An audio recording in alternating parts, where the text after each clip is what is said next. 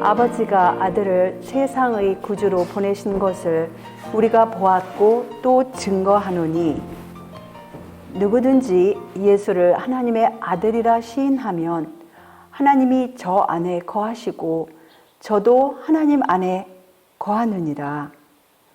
하나님이 우리를 사랑하시는 사랑을 우리가 알고 믿었노니 하나님은 사랑이시라.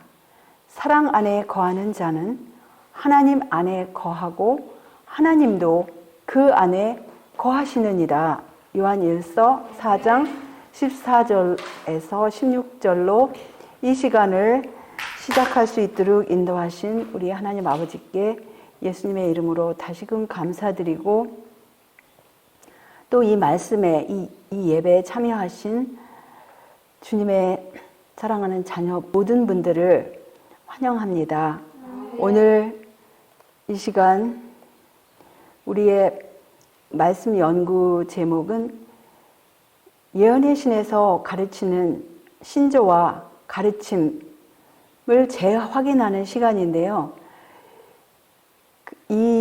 오늘 물론 우리가 여러 측면에서 예언의 신의 그 내용들을 볼 수 있는데 자주 반복되는 말씀들, 그런데 그렇게 자주 반복되고 강조하는 내용들이 오해되었고 또 간과되었던 그런 부분들을 우리가 짚어보고자 합니다. 이 짧은 시간에 어떻게 많은 말씀들을 우리가 볼 수 있겠습니까? 그런데 이 시간에 그 말씀 연구의 그 중요한 이유는 이것은 우리가 영원한 복음을 이해하는데 또 쇠천사 기별에 이해하는데 또 하나님의 계명 또 하나님과 우리 각 개인의 관계 또 우리 각 개인들이 이 신앙에 있어서 성장하는 부분 또 하나님께서 주시고자 하는 성령을 말씀에서 제시하는 그 성령을 받는가 아닌가 또 우리가 큰 해침을 위해서 준비해야 되는데 그런 부분과 다 관련이 되었어요. 결국은 이 마지막 때 현대 진리에 중심되고 결국은 우리 구원과 관련된 직결되는 그런 사항들이에요. 그래서 이 말씀 우리가 다른 측면으로 보면 그 오해된 부분을 더 확실히 한번 더 짚어보자라는 거예요. 묵시가 없으면 백성이 방자히 행하거니와 율법을 지키는 자는 복이 있느니라. 하나님께서 주시는 이 묵시, 계시 이것은 결국 하나님의 율법을 우리가 지키는 데에 관련이 되는 것이기 때문에 하나님께서 하나님의 종들을 통하여 계시를 주시고 이상을 주시고 또 그것들을 기록해 놓으셨습니다. 계시록 19장 10절을 보시면 예수의 증거를 또한 예언의 신 아니면 대언의 영, 예언의 영이라고 이렇게 칭하는데요. 그동안에 우리가 이제 몇 군데에서 살펴보았는데 오늘은 그 예수의 증거, 대언의 영에서 예언의 영에서 또 다른 책들에서도 보고자 합니다. 특별히 사탄 마귀는 이 여자의 남은 자손, 그 여자의 남은 자손이 누구예요? 그 여자는 초대교회예요. 하나님의 교회, 물론 6,000년의 이 지구 역사 가운데서 하나님의 순수한 교회가 그 여자인데 특별히 우리 예수님께서 가르쳐 주신 그 모든 교리, 성경 교리를 순수하게 지켰던 그 교회의 남은 자손의 특징이 하나님의 계명과 예수의 증거를 가졌다 그랬습니다.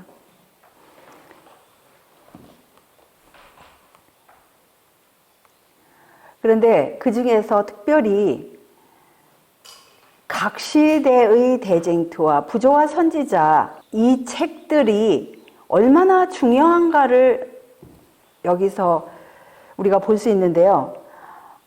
이 책들에는 바로 우리 앞에 있는 하나님의 그 큰 날을 위하여 백성들을 준비하도록 각성시키는 데 필요하다고 그랬어요. 그래서 이 책들에는 하나님의 직접적인 호소가 들어있다고 그랬어요. 사람들에게 직접적으로 호소하시는 그 호소가 들어있다고 그랬어요.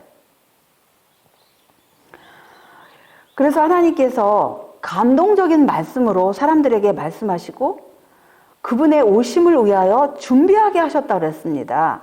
그래서 이 책들은 문서 선교를 하는 책들 중에 중요한 부분이 되어야 한다는 거예요. 이걸 감추지 말라는 거예요.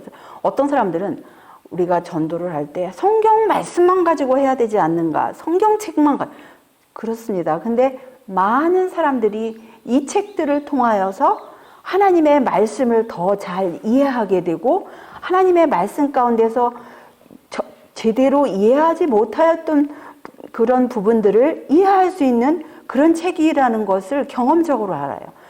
그래서 이 책들을 사람들에게 나누는 것을 부끄러워하지 말라는 거예요. 부끄러워하는 대신에 오히려 그런 의무적으로 이런 책들을 사람들에게 사실은 나누라는 말씀입니다. 왜냐하면 이런 책들이 사실은 엄청나게 중요해요.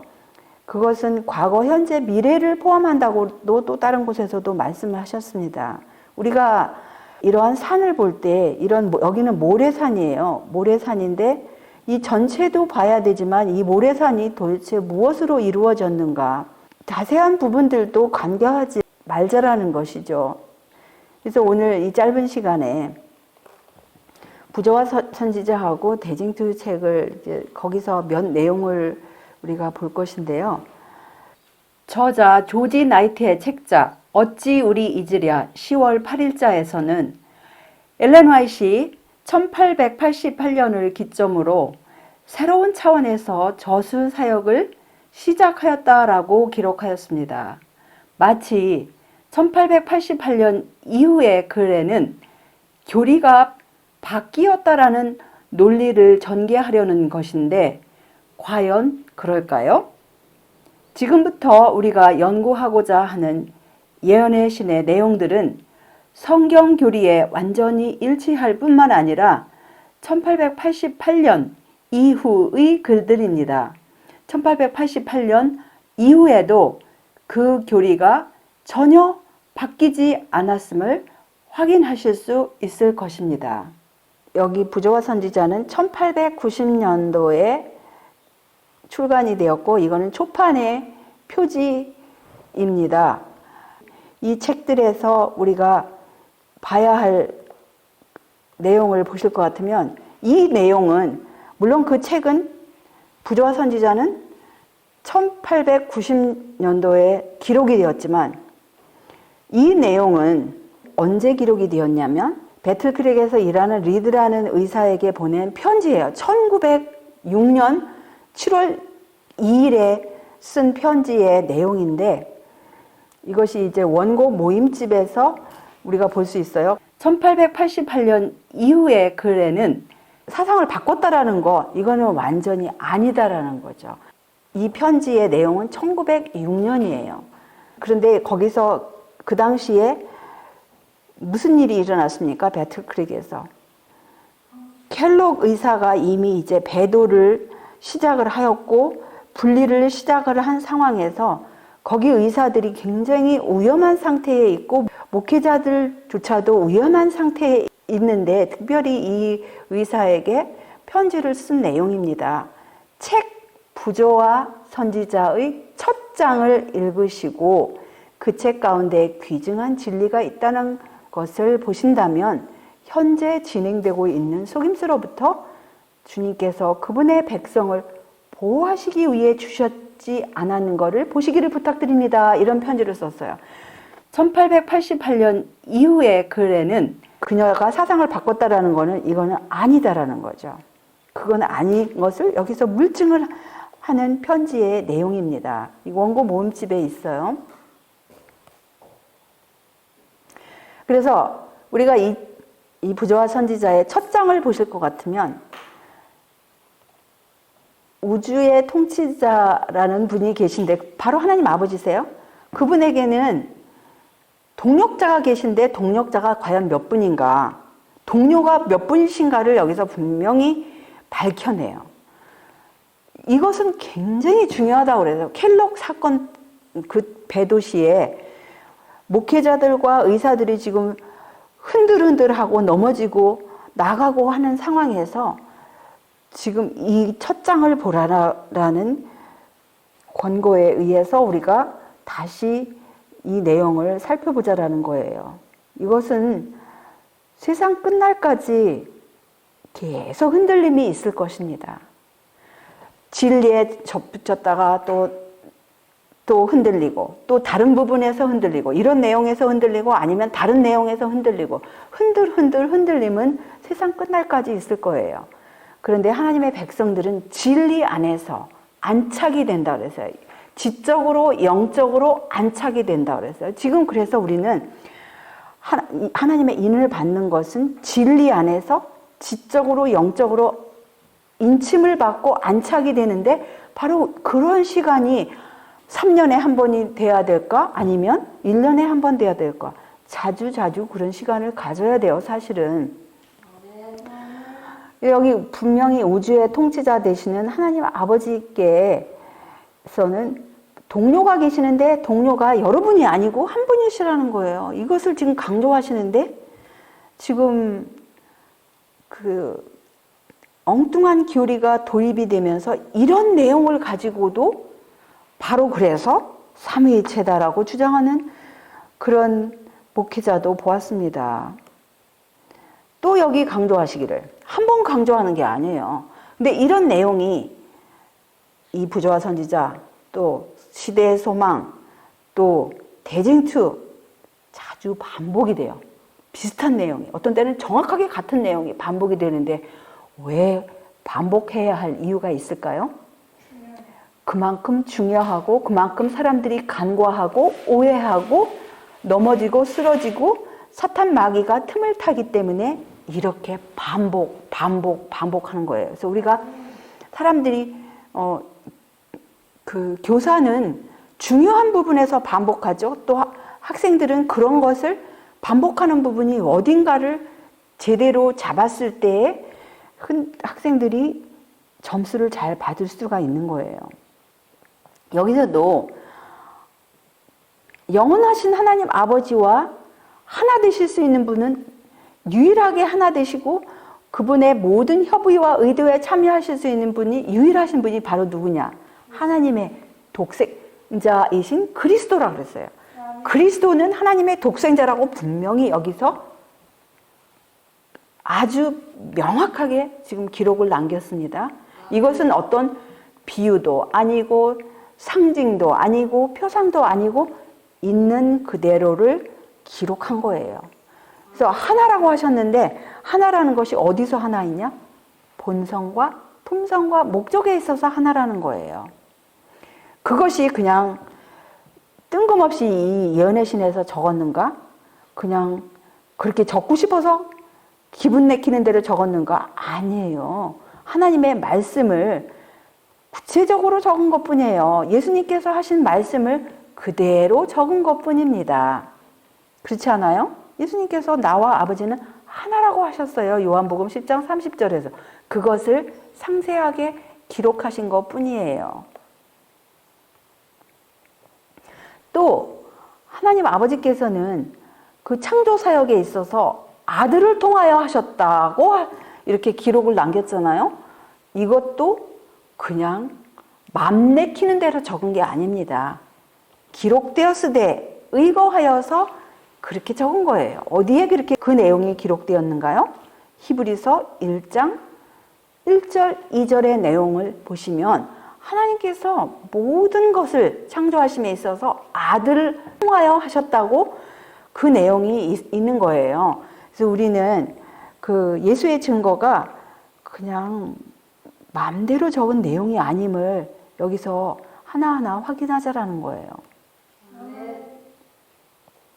그래서 죄가 어디에서 시작이 되었는가? 하나님께로부터 그리스도 다음 가는 최고의 영광을 받았으며 하늘 거민들 가운데 가장 높은 권세와 영광을 가졌던 자에게서 시작이 되었다라고 기록이 되었습니다.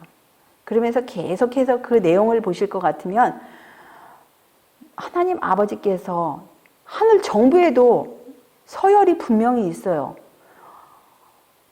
그 모든 정부에 조직에 서열이 없든가요? 분명히 있습니다. 하나님이 계시고 또 그리스도께서 계시고 그 다음 하늘 거민들 가운데서 가장 높은 자가 누구냐면은 루시퍼였어요. 근데 루시퍼가 타락을 하였죠. 이것도 이 내용도 그냥 상상 가운데 있는 내용이 아니고 하나님의 말씀에 있는 이사야 14장 13절에서 14절의 내용, 하나님의 무별 위에 자기 보좌를 높이려고 하였고 지극히 높은 자와 비길이라고 하였던 그 루시퍼에 관한 내용을 두고 기록한 내용입니다. 계속하여서 그리스도 밖에는 아무도 그분의 계획에 완전히 참여할 수 없다고 그랬어요.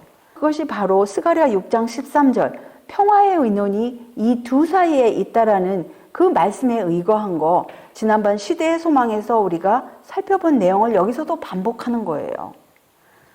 아멘. 그래서 여기서 보면 그 루시퍼가 이사야 14장 13절 14절에서 우리가 본 그 내용을 여기서 더 자세하게 이렇게 조명한 그 내용, 하나님의 말씀과 하나님의 말씀하고 정확하게 일치되는 내용을 우리가 여기서 볼 수 있어요. 루시퍼가 이렇게 마음 가운데 죄가 여기서 이렇게 시작이 된 거예요. 하나님의 아들이 능력과 권위에 있어서 아버지와 하나이신 분이라고, 하나이신 분으로서 루시퍼보다 높임을 받은 내용, 하나님의 아들만이 아버지와 함께 같이 의논하였지만은 루시퍼는 하나님의 의도에 참여하지 않았다라는 거, 평화의 의논이 이 두 사이에 있었다라는 거, 여기서 스가랴 6장 13절의 내용을 계속하여 조명하는 것입니다. 그래서 그리스도는 하나님의 아들이셨다라는 거. 어떤 분들은 그리스도께서 하나님의 아들이다 칭하신 거는 이 땅에 오셔서 하나님의 아들이라고 이렇게 생각하는데 그게 아니에요. 이 내용들은 다 하나님의 말씀과 일치되는 내용입니다. 하나님의 아들이신 분만이 하나님과 하나가 되는 거예요. 본성과 품성과 목적에 있어서 영원하신 아버지와 하나가 될 수 있는 분은 하나님의 아들이어야 됩니다. 그래서 그분은 아버지의 오른편에 서 계셨다 그랬어요. 이 모든 것이 요한복음 10장 30절의 내용인 것을 우리가 볼 수 있고요. 타락한 천사들이 누구의 은총을 받고자 불만을 회개하고 다시 누구의 은총을 받고자 구할 마음이 있었다고요? 아버지와 그분의 아들. 지금 몇 분이세요? 두 분만이 계세요. 그 아버지와 아들의 은총을 받고자 구할 마음이 있었다 그랬어요. 그래서 다른 분이 없어요.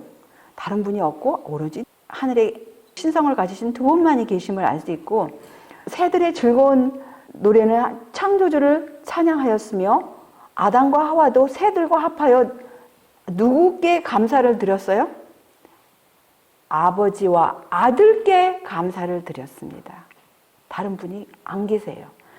창조주를 찬양하는 아담과 하와는 하나님 아버지와 아들께 감사를 드렸던 그 내용을 우리가 여기서 볼 수 있고, 또 제4장에서 보시면 그 구속의 경륜장을 보시면 온 우주에서 사람을 위하여 이 요구를 만족시킬 수 있는 이는 한 분밖에 없었다 그랬어요.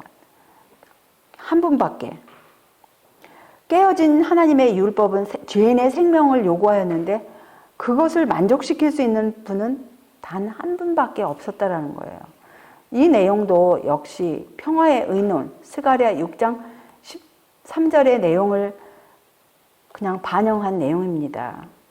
그래서 하나님과 동등하신 분만이, 근데 그분이 하나님과 동등하신 분이 딱 한 분인데 그리스도밖에 없으셨다라는 거예요. 그리스도, 그분만이 하나님과 동등하신 분이라는 거예요. 그래서 여기 보시면은 아버지와 아들을 강조하죠. 아버지와 예수님께서 율법의 저주를 책임지시고 떠맡으셨을 때 아버지와 아들을 분리시키는 다른 분이 아니에요. 그 속에 끼어든 분이 다른 분이 없습니다. 아버지와 아들이에요.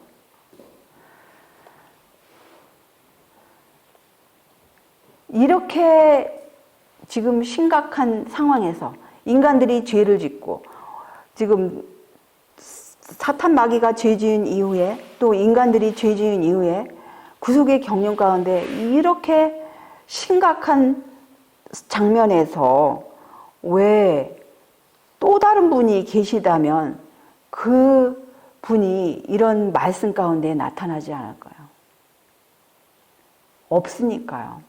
성령 하나님이라는 분은 없습니다. 없기 때문에 이렇게 중요한 내용들 가운데 나타나지 않고 오로지 평화의 의논, 스가랴 6장 13절 가운데 하나님 아버지와 그분의 독생자 그리스도밖에 그 평화의 의논 가운데 참여하신 분이 없습니다.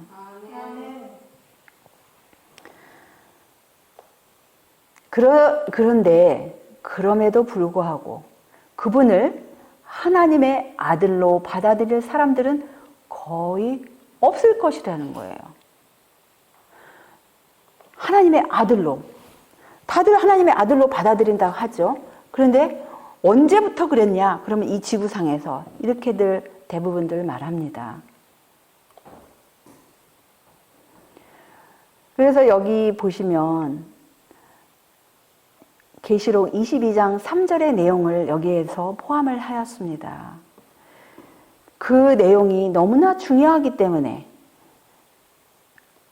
다시 저주가 없으며 하나님과 그 어린 양의 보호자가 그 가운데 있으리니 그의 종들이 그를 섬기며 라는 그 내용을 여기서 꼭 포함을 시켰어요. 그래서 사단의 반역을 처리하심에 있어서 누가 정당하시다고요? 온 우주 앞에 옹호하실 것이라고요? 하나님과 그분의 아들이 정당하심을 온 우주 앞에 옹호할 것이라고 그랬어요. 우리는 이런 곳에서 사실 이런 내용은 직접적으로 삼위일체가 아니라는 직접적인 내용이에요. 지금까지 보여드린 모든 내용들은 그동안에 몇 시간을 통해서 보여드린 내용들은 그 삼위일체라는 단어를 사용하지 아니하였지만 분명하게 직접적으로 삼위일체가 아니다라는 내용을 이 책에서 강조, 저 책에서 강조를 하시는 것입니다.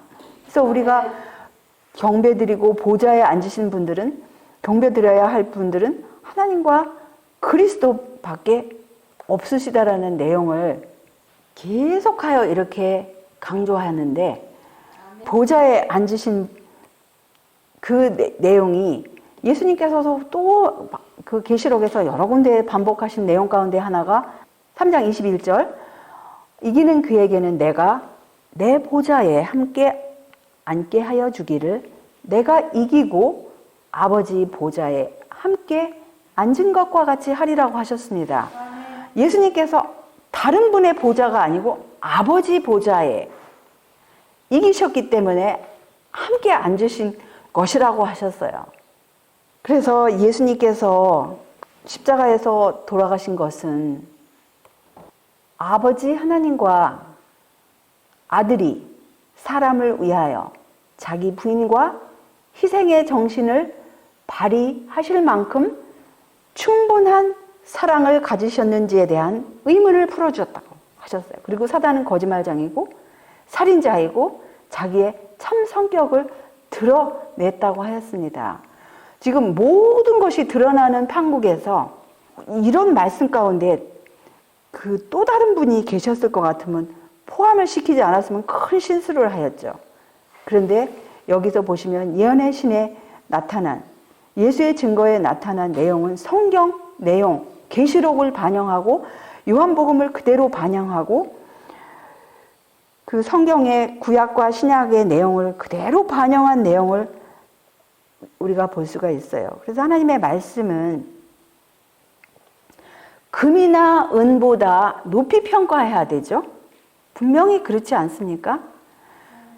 그런데 하나님의 말씀뿐만 아니라 금이나 은보다 더 하나님의 말씀을 정말 돈 주고 살 수가 없어요. 그 말씀을 내 교훈을 우리가 깨달을 것 같으면 그것은 금덩어리, 온 지구상에 덮여있는 금덩어리보다 더 귀한 거예요.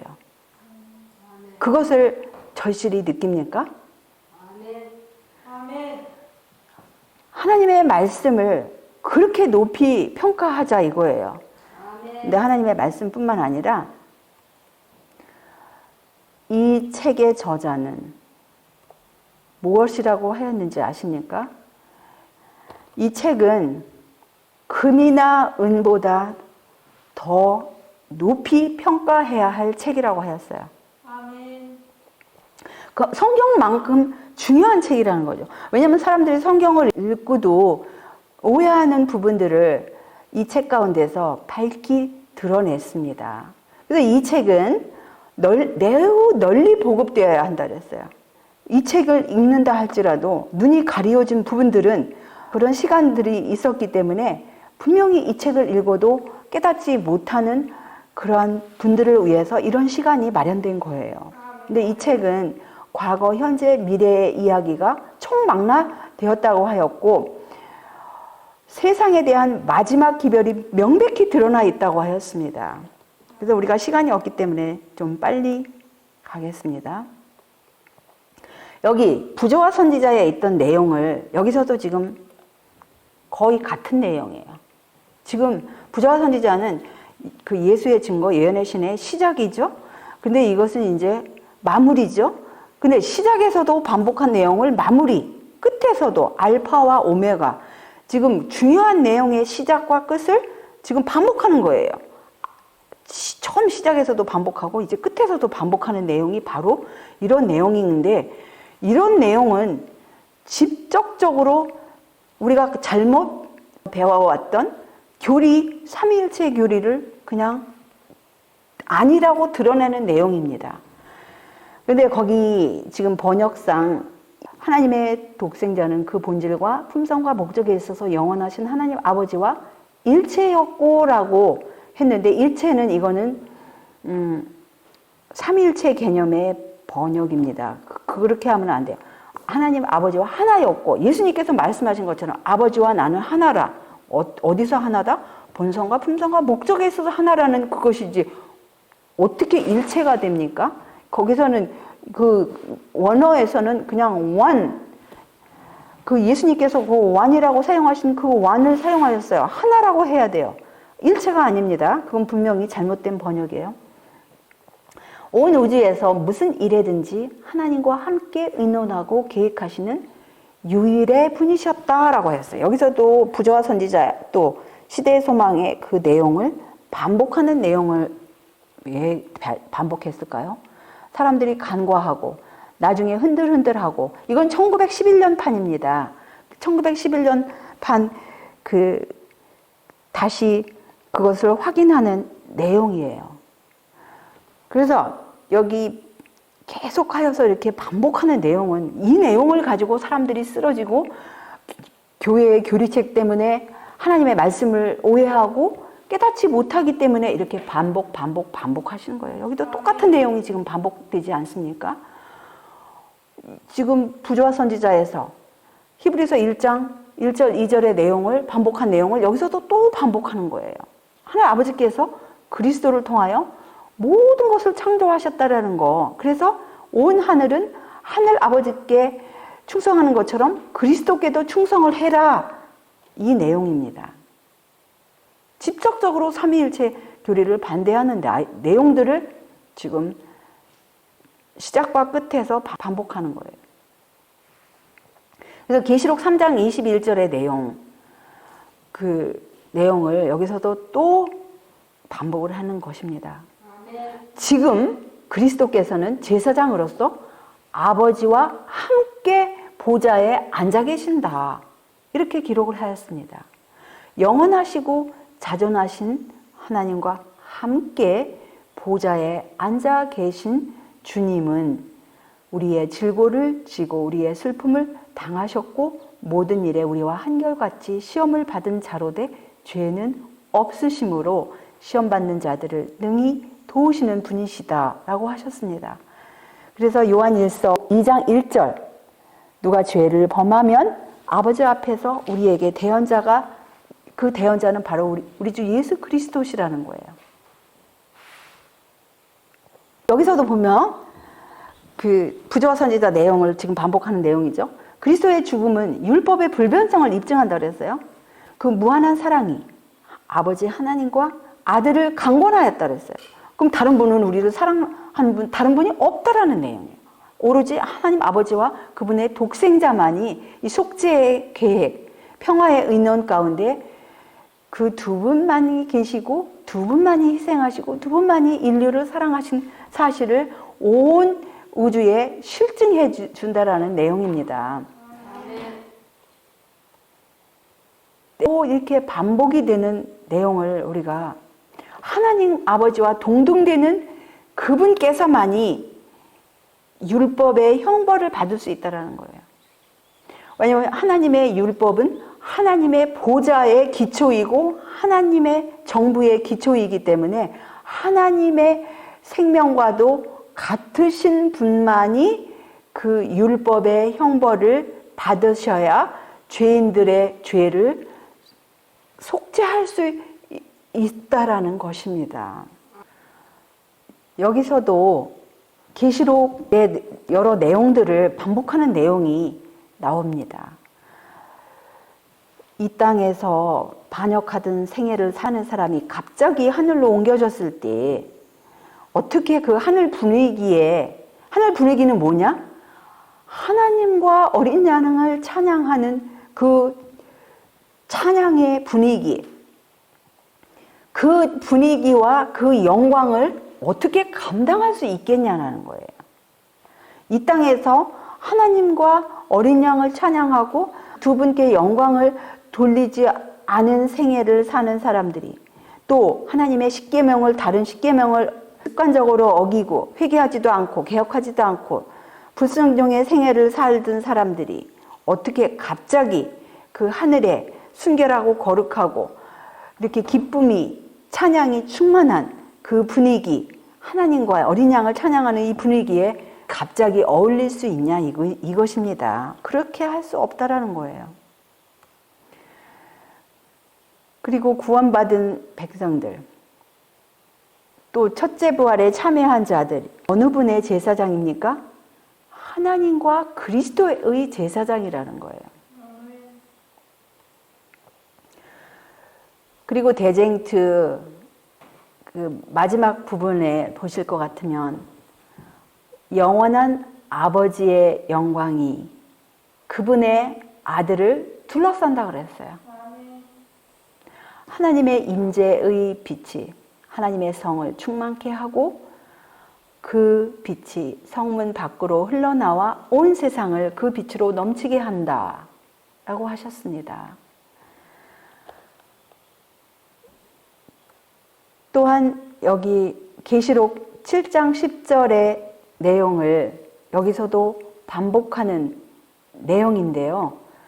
구원하심이 구속받은 자들은 찬양의 노래를 어떻게 부른다고요? 구원하심이 보좌에 앉으신 우리 하나님과 어린 양에게 있다라는 거예요. 아멘.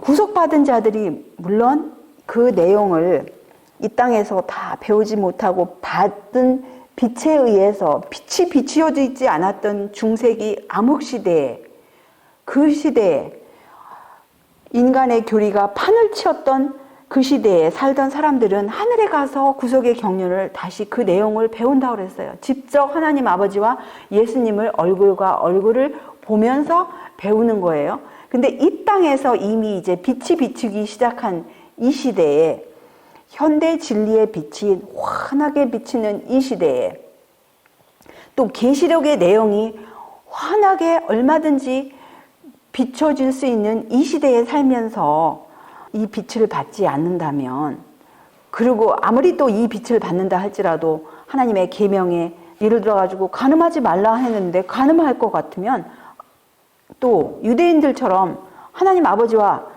구세주를, 그분들은 하나님 아버지와 구세주만을 지금 기다려요. 지금 삼일체 교리를 믿지 않는 무리들이 많이 있습니다. 이 지구상에. 유대인들도 있죠. 또 그 해교도들, 그 수많은 그 10억, 20억 되는 해교도들 있죠. 그 다음에 여호와 그 여증인들이 있죠. 그 다음에 뭐 어떤 절기파들도 있고, 또 뭐 이렇게 여러 종파의 그런 있지만, 하나님의 말씀에 의거하여서 하나님의 모든 계명을 지키는 성도들은 하나님의 모든 말씀을 순종하는 거예요. 하나님의 모든 계명에 순종하는 그 사람들만이 성도들이 되는 거예요. 이 마지막 때에. 그래서 오직 모든 찬미의 내용과 모든 찬양의 주제는 구원하심이 우리 하나님과 어린 양에게 있다는 것이다 라고 했어요. 그래서 하늘의 모든 찬미, 또 모든 찬양의 주제는 구원하심이 우리 하나님과 어린 양에게. 지금 구원받은 백성들이 딱 두 분에게만 영광을 돌리는 이러한 내용, 1911년에 쓴 내용입니다. 그것은 바로 계시록 7장 9절과 10절의 내용을 그대로 반복한 내용입니다. 지금 수많은 사람들이, 수많은 기독교인들이 이러한 내용, 계시록 7장 9절 10절을 보면서도 또 다른 계시록의 여러 군데에 보좌에 앉으신 분이 바로 하나님 아버지와 어린 양, 그분의 독생자 두 분밖에 없는 것을 알면서도 계시록의 내용을 아예 그냥 무시하고 쳐다보지도 않고, 그래도 세 분을 믿어야 하고 세 분께 영광 돌려야 한다, 이런 그런 태도들이라면 우리 하나님께서 어떻게 영광을 받으실 수 있겠습니까? 여기 그 한국 번역은 아버지 하나님과 아들 예수님께서 인류를 위하여 베푸신 큰 희생이 분명히 제시되었다 이랬는데, 그 앞에 부분 Before the Universe라는 내용을 생략을 했어요. 번역할 때.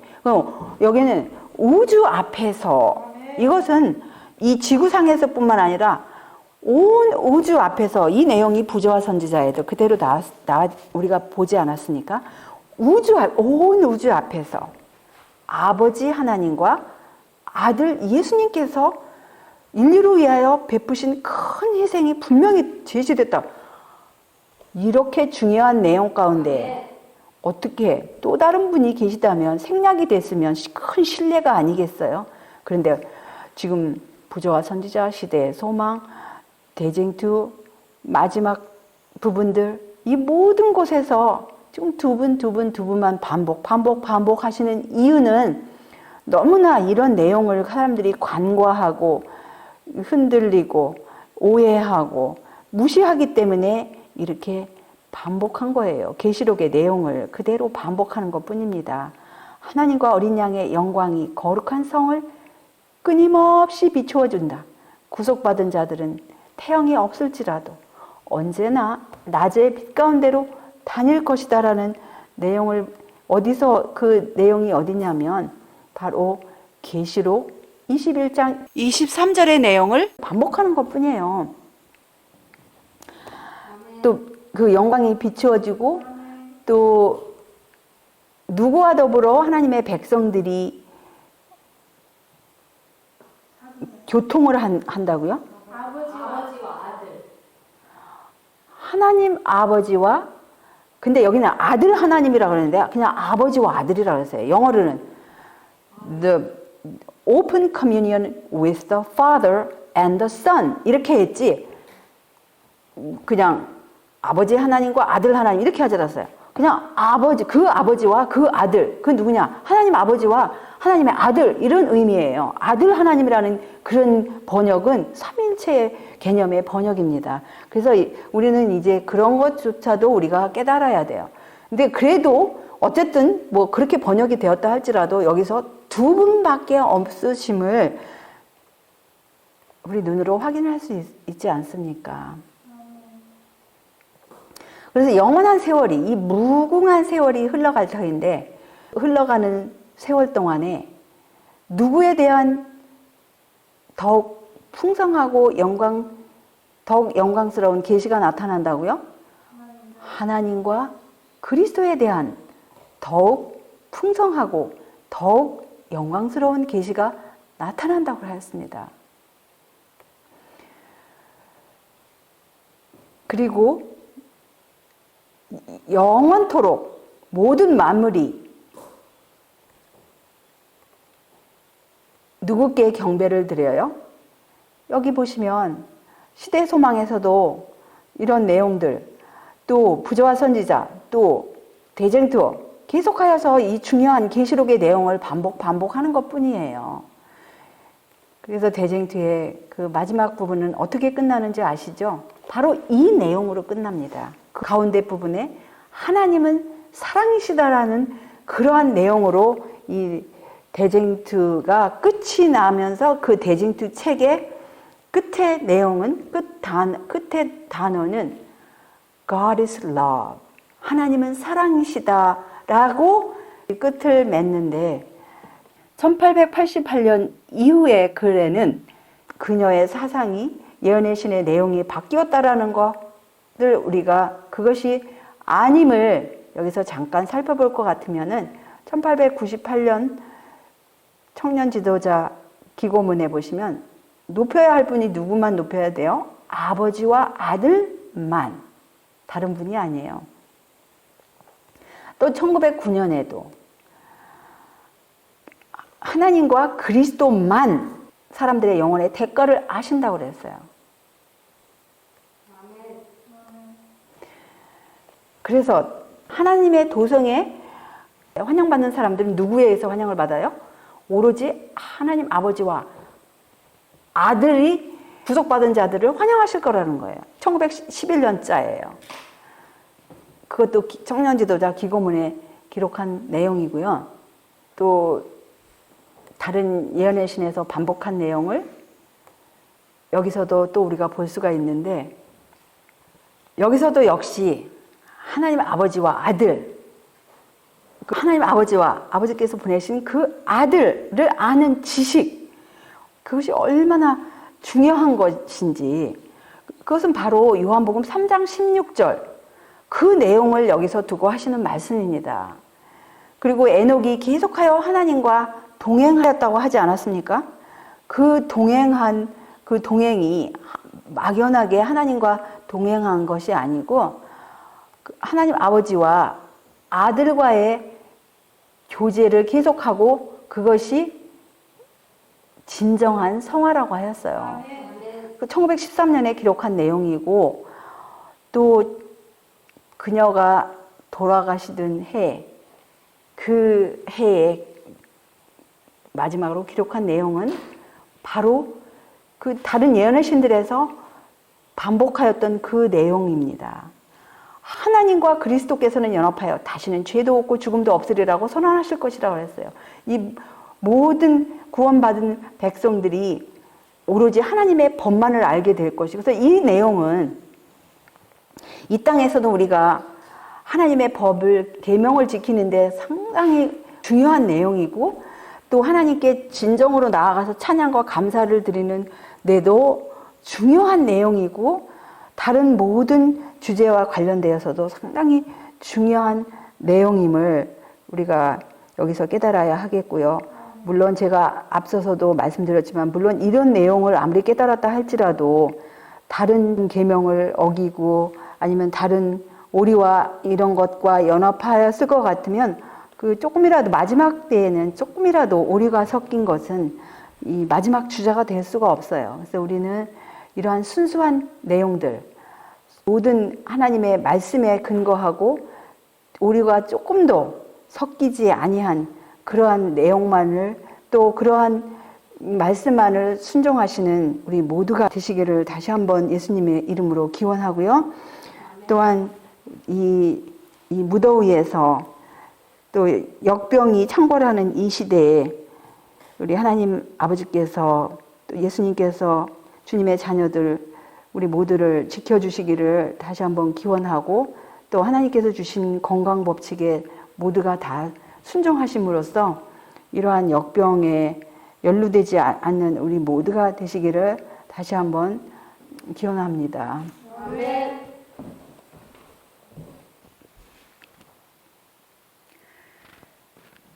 하늘에 계신 우리들의 아버지, 오늘 우리 하나님의 말씀 가운데서 특별히 이 마지막 때에 주신 이 현대 진리의 내용, 쇠천사 기별의 중심이 되고 기초가 되는 이 중요한 내용, 요한복음 3장 16절의 내용을 여러 부분에서 반복하여 자세히 기록한 예수의 증거를 우리 눈으로, 우리 마음으로 확인할 수 있고 지적, 영적으로 안착할 수 있는 이 귀한 시간을 허락하심을 다시금 감사와 찬양을 올리옵나이다.